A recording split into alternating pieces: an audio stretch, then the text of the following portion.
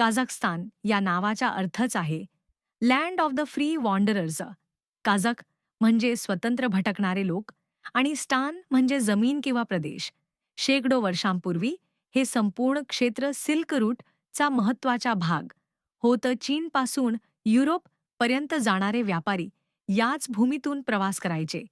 म्हणूनच कझाकस्तानमध्ये आजही एशियन आणि युरोपियन संस्कृतींचा सुंदर संगम दिसतो. पूर्वी येथे मुख्यतः नोमॅडिक ट्राइब्स राहत होत्या. घोड्यावरून प्रवास करणारे, मोकळ्या मैदानात राहणारे आणि निसर्गाशी जोडलेलं जीवन जगणारे लोक नंतर हळूहळू इस्लाम या भागात पोहोचला. व्यापारी आणि मध्य आशियातील साम्राज्यामुळे इस्लामिक संस्कृती कझाकस्तानमध्ये पसरली. पण कझाकस्तानची ओळख फक्त एका संस्कृतीपुरती मर्यादित राहिली नाही. 18व्या आणि 19व्या शतकात रशियन एम्पायरने या प्रदेशावर प्रभाव वाढवायला सुरुवात केली. नंतर सोव्हिएट युनियनचा भाग झाल्यानंतर रशियन भाषा, आर्किटेक्चर, एज्युकेशन आणि लाईफस्टाईलचा प्रभाव कझाकस्तानवर मोठ्या प्रमाणात पडला.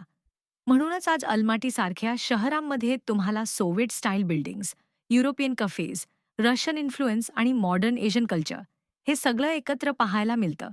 आणि कदाचित म्हणूनच कझाकस्तान आज इतका युनिक वाटतो. इतिहास, निसर्ग आणि मॉडर्न लक्झरी हे सगळं एका देशात अनुभवायचं असेल तर काझाकस्तान नक्की एक्सप्लोर करा.